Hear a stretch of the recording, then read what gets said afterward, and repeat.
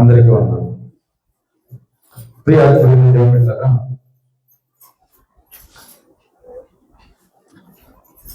గడిచిన వారము మరి సహోదరులు సామ్యాల్ గారు వచ్చి వాక్యం చెప్పారు. అయితే గడిచిన వారము సింగ్ గారి యొక్క బలహీనత కారణంగా వారి యొక్క ప్రేమకు ఆహ్వానం బట్టి వెళ్ళడం జరిగింది. అయితే ప్రియాత్మకమైన దేవుని బిడ్డలారా, ఏదైనప్పటికీ దేవుని కృపను బట్టి మళ్ళా మీ మధ్యకి దేవుడు నన్ను నడిపించారు. అందుని బట్టి దేవుని కృతజ్ఞతలు తెలియజేస్తున్నాను. మీ దేహాలకు ఎటువంటి ఆహారం అవసరం ఉందో అది అందించడానికి మీ ప్రార్థనలో మీ దేవుడిని కోరున్నారని నేను నమ్ముచున్నాను. అయితే గడిచిన ముందు వారం మీకు విషయాన్ని చెప్పాను. ఎంతమందికి జ్ఞాపకం ఒకసారి ఒక విషయాన్ని మీకు తెలియజేశాను.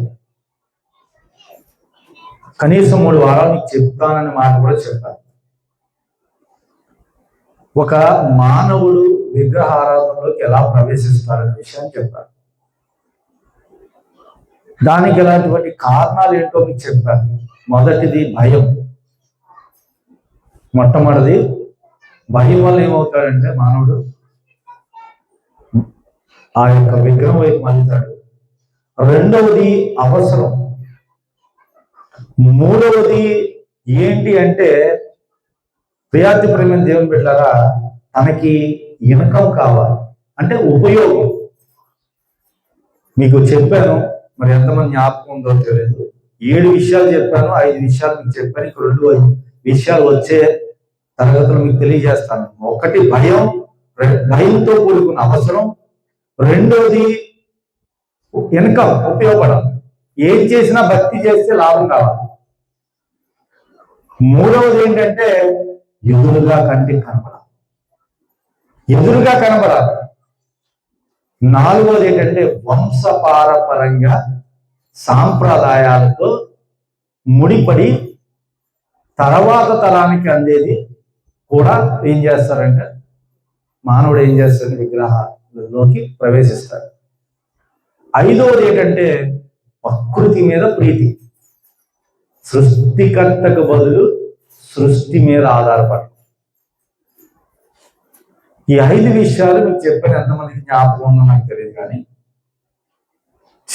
చివరి 2 విషయాలు ఉన్నాయి. ఇది చాలా భయంకరమైనది.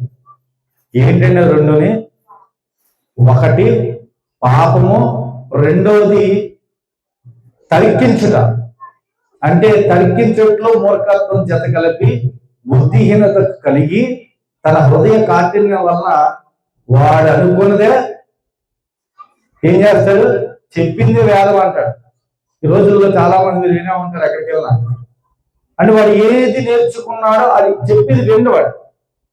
అంటే వితండవాడు, అంటే తర్కించేవాడు. ఎందుకు ఈ విషయం మీకు మాట్లాడానంటే, దేవుడిని స్థానంలో మానవుడి యొక్క చేతులతో చేసిన దాన్ని ఏర్పాటు చేసుకొని, అంటే ప్రియాంత ప్రేమ దేవుని బిడ్డలారా, ఆయన సర్వాంతర్యం, సర్వ సృష్టికర్త. మనం ఒక దానిలో బంధించేస్తే ఉండేవాడు కాదు. ఆయన ఎక్కడ బంధించాలి? నీ హృదయంలో బంధించాలి. నీ ప్రవర్తన ద్వారా అనేకులకు కనబరచాలి. నీ నీతి క్రియల ద్వారా ఎలా ఉంచాలి అంటే ఆయన యొక్క స్వారూప్యంలో నీవు నడిచే నడవడిక ద్వారా అనేకులు నిన్ను చూస్తూ దేవుణ్ణి అర్థం చేసుకోవాలి. అలా అని చెప్పి నీ గొడవ పెట్టుకుని కాదు, నువ్వు ఒక అంతకన్నా భయంకర విగ్రహం చేస్తున్నావు.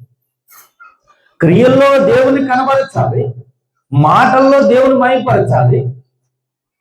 నీ నడవడిక అంతట్లో కూడా దేవునికి లోబడినట్లుగా జీవించాలి. నిన్న నేను యూట్యూబ్లో మీరు చూస్తూ ఉంటాను. అద్దము, ఆయన ఏ వ్యాపారం చేసినట్టు అద్దం ముందుకి వెళ్ళి బొట్టు పెట్టుకొని దండ వేసుకొని బయటికి వెళ్తాడు. అంటే ఇప్పుడు ఏం చేస్తున్నాడు అతను? ఎవరికి పెట్టుకున్నాడు? అతనికి అతనే. నిజానికి సృష్టికర్తను స్మరించుట నిన్న మనసులో ఆయన స్థానం ఇవ్వాలి. ఒక విషయం మీకు చెప్తాను, మంచివాడు అని ఎవరిని నిర్ధారణ చేస్తారు? లోకం. చెడ్డవాడిని ఎవరు నిర్ధారణ చేస్తారు? మీకు అర్థమవుతుంది. మంచివాడు అంటే 10 తన చేతితో సహాయం చేసేవాడు మంచివాడు అంటారు. కానీ ఇక్కడ ఒక లోతైన విషయం ఉంది. కంటికి కనబడుతుంది కనుక మంచివాడు, వాడి మనసులో ఏముంది? ఏ స్వార్థం ఉంది? దేని గురించి చేస్తున్నాడు? నీకు సహకారం ఎలా అందిస్తున్నాడు? ఒక యజమానుడు తన దగ్గర పనిచేస్తున్న దాసుకు సహాయం చేస్తున్నాడంటే పనివాడని చేస్తున్నాడు. ఒక భర్త వారికి సహాయం చేస్తున్నాడంటే భర్తని చేస్తున్నాడు. ఇరుగు పొరుగు చేస్తున్నానంటే ఎదుటివారని చేస్తున్నారు. కానీ గ్రంథంలో మంచితనం ఎలా కనబడుతుంది సార్? కంటికి కనబడకుండా నీవు చేయగలిగితే, కుడి చేతితో చేస్తే ఎడం చేతికి కూడా తెలియకుండా నీవు చేయగలిగితే దాన్ని మంచితనంగా, అంటే ఎలాగంటే మీరు ఒకసారి చెప్పండి, మీకు ఇప్పుడు మీరు ఎక్కడో మీకు కంటికి కనబడిన వాడు, మీకు ఉపయోగపడిన వాడు, మీకు మేలు చేయని వాడు మీ మనసు ప్రేరేపించి సహకరించి సహాయం చేస్తే అది మంచితనం. నా తమ్ముడికి నేను చేస్తే మంచితనం కాదు, నా అన్నకి చేస్తే మంచితనం కాదు, అది బాధ్యత. అది బాధ్యత. నిజమైన మంచితనం ఎలా కనబడుతుంది అంటే కంటికి కనబడకుండా చేసే మంచితనం ఉంది. అలాగే చెడ్డవాడు కూడా ఒకడు ఎలా ఉంటాడు తెలుసా? ఎదురుగా కత్తెని పొడిసే చెడ్డవాడి కన్నా వెన్నంటుండి గోతులు తవ్వుతూ కనిపించకుండా నాశనాన్ని కోరుకునేవాడు కూడా చెడ్డవాడు ఉన్నాడు. భయంకరం అన్నమాట. మీకు ఈ విషయం చెప్పడానికే వితండవాదం అని మాట్లాడతారు. అవునా? మూర్ఖత్వం. సామెతలు 26వ అధ్యాయం అంటాడు, మూర్ఖుడితో సహవాసం చేసే కుదరగా నాశనానికి వెళ్ళిపోతాడు. 13వ అధ్యాయంలో ఉంటుంది. అలాగే 26వ అధ్యాయం అంతా చెప్తాడు మూర్ఖుడికి గుణం ఏంటి. ఆ మూర్ఖుడు చివరికి ఏమైపోతాడు? సోమరిపోతుగా కనబడుతుంటాడు. సాయంత్రం 26వ అధ్యాయం అంతా చివరికి ఏంటంటే అజ్ఞానిగా కనబడుతూ ఉంటాడు. వాడు ఏం చేస్తాడు? వాడు చెప్పిందే మాట్లాడతాడు. మూర్ఖత్వం. నిజాన్ని నమ్మడు, అబద్ధాన్ని పట్టుకొని అసత్యాన్ని పట్టుకొని వాడి చేతుల్లో ఉన్నది గొప్ప చేయడానికి, తనను తాను బహిర్గతం చేసుకోవడానికి ఏం చేస్తా ఉంటాడంటే ఏదో రకంగా వాడు గొప్పగా తర్కవాదన చేస్తా ఉంటాడు. కానీ ప్రేమని చేరిపెట్టారా, మానవుడు ఎట్లా విగ్రహారాధనలో ప్రవేశిస్తున్నాడు? మీకు ఒక విషయం తెలుసండి, కోరిక తీర్చుకోవడం కూడా విగ్రహారాధన. కోరిక కోసం ఒక మనిషిని చంపేత చేసినప్పుడు మనసులో ఉన్న కోరికను తీర్చుకోవడం కూడా వాడు ఏం చేస్తాడు? వాడి మనసులో కోరిక విగ్రహంగా ఉండిపోద్ది. ఆ విగ్రహంలో ఉన్నటువంటి ఆ కోరికను తీర్చుకోవడానికి ఎదుటి వాడిని అలహత్యం చేసుకోవడానికి మంది ఉన్నారు. కనుక ప్రేమని దేని పెట్టారా, మొట్టమొదటిది భయం. ఆ భయానికే భయం పుట్టించాడు దేవుడు. ఏ మరణాన్ని అయితే జయించలేకపోతున్నాడో మానవుడు, ఆ మరణాన్ని జయించి తిరిగి లేచినటువంటి క్రీస్తు ప్రభువారు భయం అనేది ఒంటిలో ఉండకూడదు. క్రైస్తవుడా, భయం ఉంటే నువ్వేం చేస్తావు? చూచిన దానికి, కంటికి కనబడేదానికి కూడా నువ్వు వంగుతావు, లోబడతావు. నువ్వు భయపడడం అనేది పక్కన పెట్టు. భయం పోయింది దేవుళ్ళకి వచ్చాక. అవసరానికి దేవుడి దగ్గరికి రాకు. అనారోగ్యం వచ్చినప్పుడు, ఆపద వచ్చినప్పుడు, కష్టం వచ్చినప్పుడు, ఆర్థిక ఇబ్బందులు వచ్చినప్పుడు నీ అవసరత కొరకు వచ్చి దేవుడి దగ్గరికి వచ్చి తీర్చుకుంటే నువ్వు భక్తి కాదు, నువ్వు కూడా ఏం చేస్తున్నట్టు విగ్రహాలను చేస్తున్నట్టు. మూడవది ఇన్కమ్, లాభం కావాలి అన్నిటికీ. లాభాపేక్షతో నువ్వు చేస్తే భక్తి, అది కూడా విగ్రహారాధనే. నాలుగోది ఏంటంటే వంశపారపరంగా సాంప్రదాయాల నడుమధ్యన తరతరాలుగా వస్తూ ఆచరణలోకి తీసుకొచ్చి దాన్ని కొనసాగిస్తే అది కూడా విగ్రహారాధనే. ఈ 5 తర్వాత గడిచిన ముందు వారాలు మీకు రిఫరెన్స్ తో చూద్దా చెప్పాను. ప్రజలు పెట్టారా? ఈ 6వది ఏంటంటే వాదించడం, తర్కించడం. అంటే వాడు జస్టిఫికేషన్ చేస్తాడు. అంటే న్యాయవాదిగా ఏం చేస్తాడు? వాడే తీర్మానం చేసుకుంటాడు, తీర్పు చెప్పేసుకుంటాడు. చెడును కూడా మంచిగా మార్చేసుకుని తీర్పు చెప్పేసుకుంటాడు. అసత్యాన్ని ఏం చేస్తాడు? సత్యం అని ప్రజల్లోకి తీసుకెళ్ళిపోతాడు. అంటే తర్కించడం, సత్యమునకు నిజాయితీకి నీతి అని తెలిసినప్పటికీ వాదించడంతో పాటు ఆధారాలు సృష్టించడానికి ప్రయత్నం చేస్తున్నాడు. కనుక ప్రేమించి ఏం పెట్టారా? యెషయా గ్రంథము 44వ అధ్యాయము 19వ వచనం చూద్దాం. ఎవరైనా తీస్తే చదవండి. అలాగే కీర్తన 115 4:8 ఎవరైనా తీస్తే చదవండి. ఆ తర్వాత మీకు వివరణ ఇస్తాను. ప్రియదేవుని బిడ్డలారా, యెషయా గ్రంథము 44వ అధ్యాయం 19వ వచనము, కీర్తన 115 4:8 చదువున్నాను. ఎవడును ఆలోచన చేయడు, నేను ఏంటండి, ఒక వస్తువుని తీసుకున్నాడు, ఒక చెట్టునో బెరనో తీసుకున్నాడు, వంట పాత్రలకి ఆహారం కోసం ఏం చేశాడు, వండుకున్నాడు, పొయ్యిలో పెట్టాడు, అగ్నిలో పెట్టాడు, కాల్చుకున్నాడు, తిన్నాడు. కంటించానా చదువునా?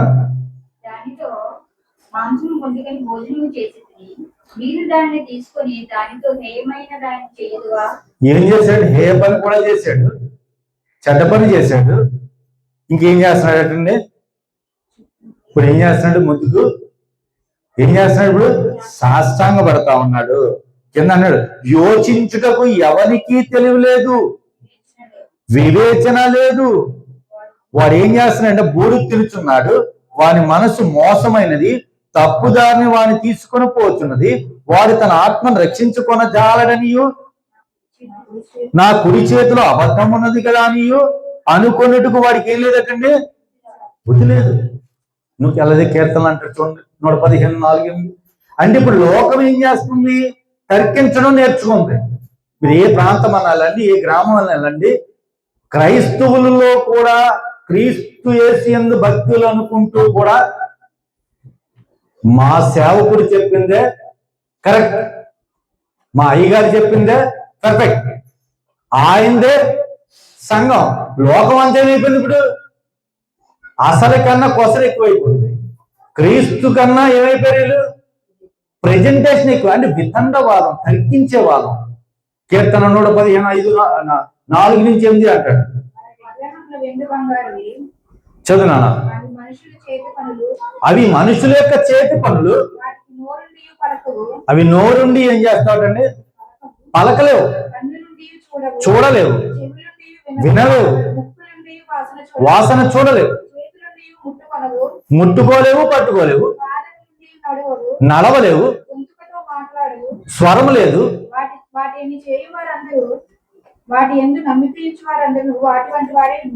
అంటే ఇప్పుడు ఏమైపోయారు? అందరూ కూడా చలనం లేనటువంటి, కథలు లేనటువంటి, ఎలాంటి స్వభావం అంటే తర్కము, వితండవాదము. కనుక దేవుని బిడ్డలారా, చాలా చాలా జాగ్రత్తగా ఉండాలి.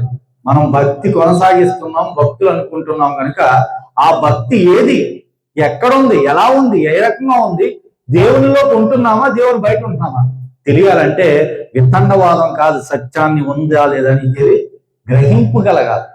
వినుడి వల్ల ఏమవుతుంది? విశ్వాసం కలుగుతుంది. ఆ విశ్వాసం కలగాలంటే వినాలి. లోకం ఇప్పుడు ఏం చేస్తున్నారంటే వినట్లా.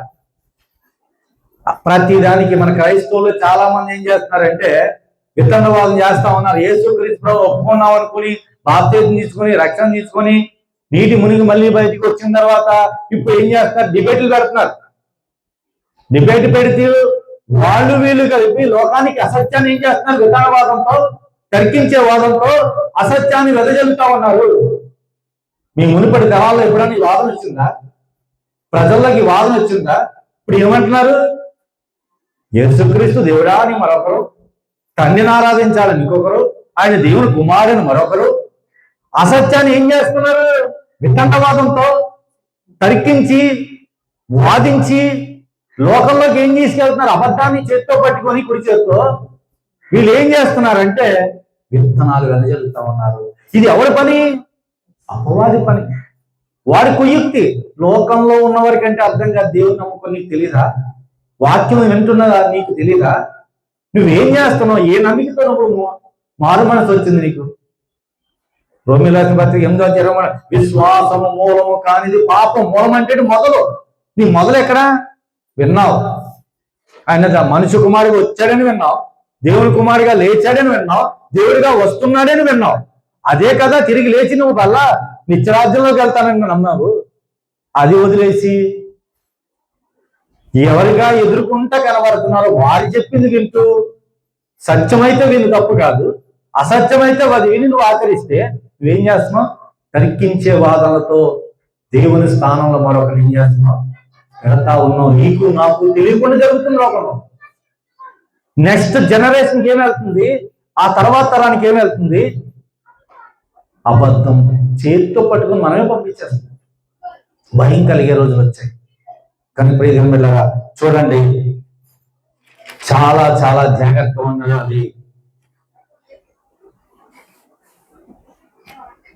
7వది పాపం. దీనిని కూడా మనం ఒక రకంగా చెప్పాలంటే విగ్రహారాధన. ఏది అంటే కోరుకుంటది లోపల, చూసిన దాన్ని అందుకోవాలనో పొందుకోవాలనో దక్కించుకోవాలనో మనది అనిపించుకోవాలనో చేయడానికి ఏం చేస్తాడు మనిషి, పాపం చేస్తూ ఆ కోరికను తీర్చుకోవడానికి ఎంతటికైనా ఏం చేస్తాడు, తెగిస్తాడు. ఆ తెగించే పరిమితిలో లోపల హృదయంలో ఎవరు పెడుతున్నాడు, ఆ కోరికను పెడుతున్నాడు. పాపం అనే కోరిక పెట్టుకుంటున్నాడు. దాన్ని ఏం చేస్తున్నాడు, పెంచుతున్నాడు, పోషిస్తున్నాడు. దాని కొరకు ఏం చేస్తున్నాడు, వీడు జీవిస్తూ ఉన్నాడు. చివరికి ఏం చేస్తున్నాడు, దానితోనే కొనసాగుతూ ఉన్నాడు. దీనికి కూడా ఏమవుతుందండి, దాంట్లో మొట్టమొదటిది మోసం, స్వార్థం, నేత్రాస. కల్పించినటువంటి కథలు తప్పుడు అయినప్పటికీ, తప్పుడుగా వినబడుతున్నప్పటికీ అవి సరేవి అనుకొని వాటిని అనుసరించడం కూడా పాపమే. ఇంకా చెప్పాలంటే మనసు మొద్దుబారిపోయాక చివరికి చేసిందే కరెక్ట్ అని ఆ పాపాన్ని వాదించుకోవడం కూడా విగ్రహారాధన. ఇది లోకంలో జరుగుతున్న చివరి అంత్య దినాల్లో విగ్రహారాధన. నిజానికి మనమే చాలా భయంకరమైనటువంటి పాప భీతి కలిగి ఉన్నాం. చాలా జాగ్రత్తగా ఉండాలి. గ్రంథాన్ని విపులంగా చదివి చదివి చదివి లోతైనటువంటి దైవికమైనటువంటి నిగూఢమైనటువంటి సత్యాన్ని గ్రహించాలంటే గూఢార్థం తెలియాలి. క్రైస్తవునికి నేను ఎప్పుడు చెప్తాను మీకు అందరికీ, అర్థం అయిపోయింది అనేవారుగా ఉన్నావా, లేదు పరమార్థం అయిపోయింది అన్నవారుగా ఉన్నావా, గూఢార్థం అయిపోయింది అన్నదానిగా ఉన్నావా? మనం ఎలా ఉన్నాం? అర్థమైపోయిందంటే పిల్లలు చూడండి, స్కూల్లో బెల్ల కొట్టే ముందు అరగంట పిల్లల్ని అర్థమైంది అంటే అయిపోయిందండి ఈజీగా, అయిపోయింది అంటే ఏమైపోయింది, అయిపోయింది అంటే అయిపోయింది. నువ్వు బెల్ల కొడితేనే బయటపడు. నెక్స్ట్ ఏంటి, పరమార్థం అంటే దేవుడు ఎవరు, పరమాత్ముడు ఎవరు తెలిసింది. పరమార్థం లేదు, కానీ అది కాదు భక్తి అంటే. నిగూఢమైనటువంటి గూఢార్థము, లోతైనటువంటి దైవిక విషయం తెలియాలి. అప్పుడే నీకు నాకేమంత భక్తిలో ఫలదాయకమైన జీవితంలోకి వస్తాం. ఈ రోజు చాలా మంది చేస్తున్నారు ఏంటంటే, క్రైస్తవులు భయం కలుగుతా ఉంది. లోకం ఉన్నది తీరు వేరు, నువ్వు ఉన్న తీరు వేరు తెలుసుకోవాలి. కానీ ఇప్పుడు వాళ్ళు చూద్దాం, ఇర్మియా గ్రంథం 7వ అధ్యాయం 24వ వచనం చూద్దాం, మీకు విషయం అర్థమవుతుంది. ఇర్మియా గ్రంథము 7వ అధ్యాయం 24వ వచనం. అయితే వారు వినకపోయి చెవి ఒక్కకొండిరి. ఇంకేం చేశారంటే, ముందుకు సాగక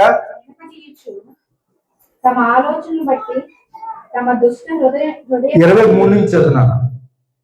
నా మాటలు మీరు అంగీకరించేలా నేను మీకు దేవుడినై ఉన్నాను, మీరు నాకు జనులై ఉందరు. మీకు క్షేమము కలిగినట్లు నేను మీకు ఆజ్ఞాపించిన మార్గం అంతటి యందు మీరు నడుచుకొనడి. అయితే వారు వినకపోయి చెవి ఒక్కకొండిరి. ముందుకు సాగక వెనుక తీర్చు తమ ఆలోచన పట్టి తమ దృష్ట హృదయ కాఠినము అనుసరించి నడుచుచూ వచ్చిరి. మీ పితరుల ఐగుప్తు దేశంలో నుండి బయలుదేరి వచ్చిన దినం మొదలుకు నేటి వరకు మీరు వెనుక తీర్చు వచ్చిన వారే. నేను అనుదినము పెందల కడలేచి ప్రవక్తలైన సేవకులందరినీ మీ వద్దకు పంపుచూ వచ్చింది. ఆ రోజు పంపిన దేవుడు ఈ రోజు పంపుతాను. ఏం చేస్తున్నాం అంటే యూటర్న్ తీసేసుకుంటున్నాం. ఏటి చెవి ఒక్కట్లేదు, విన్నామనుకుంటున్నాం వింటలేదు, మనసులో పెట్టుకున్నాం అనుకుంటున్నాం ఆచరణలో తీసుకురావట్లేదు. భక్తిలో అనుకుంటూ భక్తికి తగ్గట్టుగా మనము దేవుడికి ఎక్కడ వాళ్ళు చేసిన స్థానం హృదయంలో ఇవ్వాలి. మనం ఏం చేస్తున్నాం, హృదయంలో అన్ని పెట్టుకుంటాం, ఆయన మాత్రం ఎడుతున్నాం అంటే చొక్కా జేబులు పెట్టుకొని, ప్యాంట్ జేబులు పెట్టుకొని, పర్సులో పెట్టుకొని, ఫోటో కట్టి ఇంట్లో పెట్టి, ఇంకా అనుకుంటే గుమ్మం బయట పెట్టి, లేదనుకుంటే మన ఇంట్లో పెట్టి, ఇవి కాదు ఆయనకి కావాల్సింది. నీ హృదయంలో, నీ ఆంతర్యంలో, నీ మనసులో ఆయనకి ఏం చేయి, స్థానం. కనుక దేవుని బిడ్డలారా చెప్తా ఉన్నాడు చూడండి, నిర్మాకాండము 20:3-5.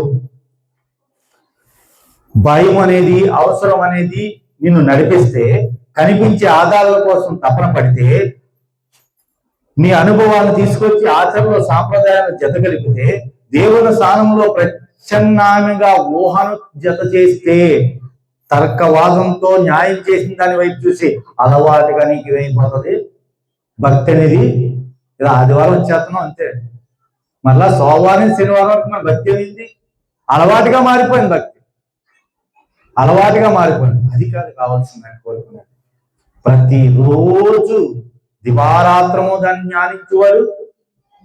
ఎక్కడ నాటబడిన వాడిగా ఉంటాడు కానీ, నీటి కీర్తనగాడు అంటారు కదా మొదటి అధ్యాయం. ఎక్కడ నీటి కాలువల, ఏ నీటి కాలువలో సాధారణంగా ఇప్పటికీ కాదు, అలా సాధారణంగా మనం మనుషులైన కనుక ఆ నీరుని చూస్తున్నాం. దేవుడు చెప్తా ఉన్నాడు ఈ నీటి కాలం నాటబడమని. ఆయన చెప్తా ఉంటే మనం లోకంలో నీటి కాలం చూస్తున్నాం. కనుక దేవుడు నల్లారా తెలుస్తా ఉన్నాడు, ఇక్కడ కానీ నువ్వు నాటబడితే దేవదారు వృక్షం వల్ల నువ్వేమైపోతావు,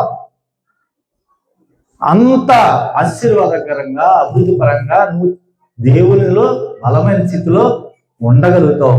నిర్మాకాండం 20:3-5 చూద్దాం. నేను తప్ప వేరొక దేవుడిని ఉండకూడదు. చెప్తా ఉన్నాడు చూడండి, పైన ఆకాశం అందైనా గాని, క్రింది భూమి అందే గాని, భూమి కింద నీలయందే గాని, దేని రూపమును విగ్రహమునైనను నీవు చేసుకొనకూడదు, సాగిలపడకూడదు, పూజింపకూడదు. ఏలయనగా నీ దేవుడైన యెహోవానైన నేను రోషము గల దేవుడను, నన్ను ద్వేషించు వారి విషయంలో.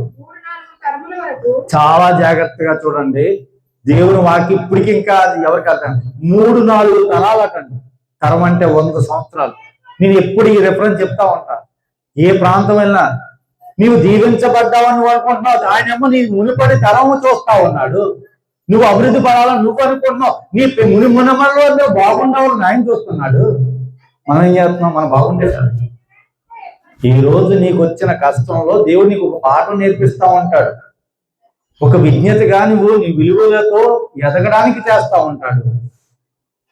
మనం అందరం అనుకుంటాం విశ్వాసం ఉంటే సరిపోతుంది, విశ్వసనీయత ఉండాలి. అందరూ ఏమనుకుంటే విశ్వాసం ఉంటే సరిపోతుంది అనుకుంటారు. కాదు, విశ్వసనీయత ఉండాలి. అప్పుడే నీ భక్తిని చూపిస్తావు. చదువు కంటిన్యూ చేద్దాం. 3-4 తరముల వరకు తండ్రుల దోషముల కుమారుల మీదకి రప్పించుచు, నన్ను ప్రేమించు వారి యొక్క ఆజ్ఞలు గైకొనుచు 1000 తరముల వరకు. ఈ మాట మీరు అండర్లైన్ చేసుకుని ప్రకటన గ్రంథంలో ఉంటుంది. నెక్స్ట్ వస్తా ఉంది, ఒక 1000 తరాల పాలన, రాజ్య పాలన వస్తా ఉంది. యేసుక్రీస్తు ప్రభువు రెండోసారి రాబోతున్న ప్రకటన గ్రంథంలో ఉంటది వివరణ అంతా. ఆ రాజ్యంలో నువ్వు ఉండాలంటే, అక్కడ నువ్వు చేర్చబడాలంటే, నిజదేవుడితో నువ్వు ఉండాలనుకుంటే నీవు ఇక్కడే నువ్వేం చెయ్యి, ఆయనే నీకు, మరి ఎవరు లేరు.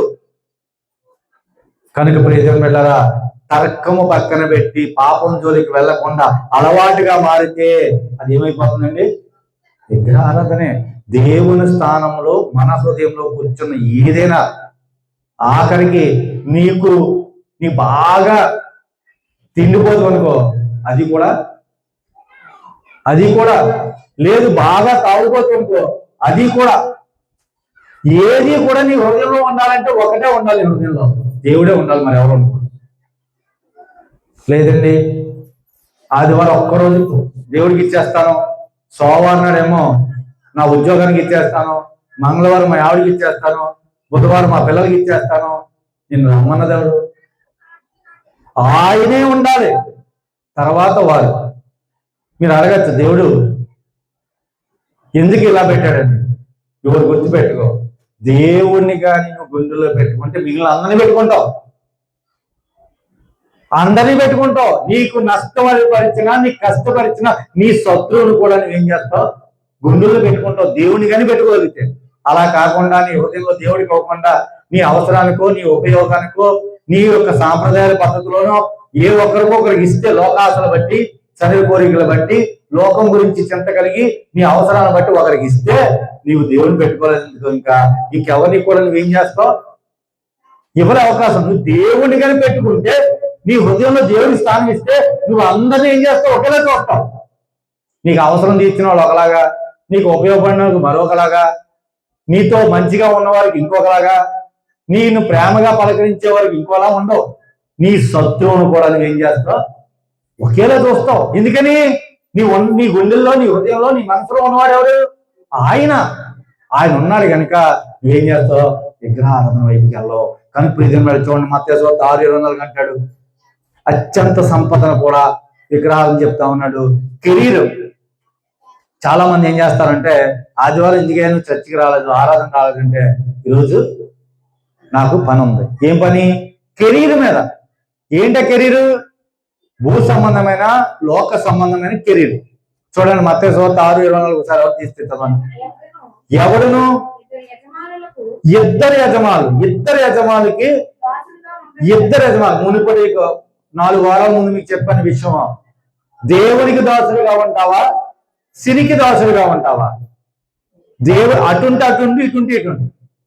లేదండి నేను 2 కాళ్ళ మీద పడవ మీద చేస్తానండి, ప్రయాణం చేస్తానండి అంటే ఏం చేస్తావు? నువ్వు పడిపోతావు. మధ్యలో పడిపోతావు, అగాధంలో పడిపోతావు, చీకట్లోకి వెళ్ళిపోతావు, నువ్వు నాశనానికి వెళ్ళిపోతావు. కనుక చదువునంతలు ఎవడును ఇద్దరు యజమానులకు దాసులుగా ఉండనేరడు. అతడు ఒకరిని ద్వేషించి ఒకరిని ప్రేమించు, లేదా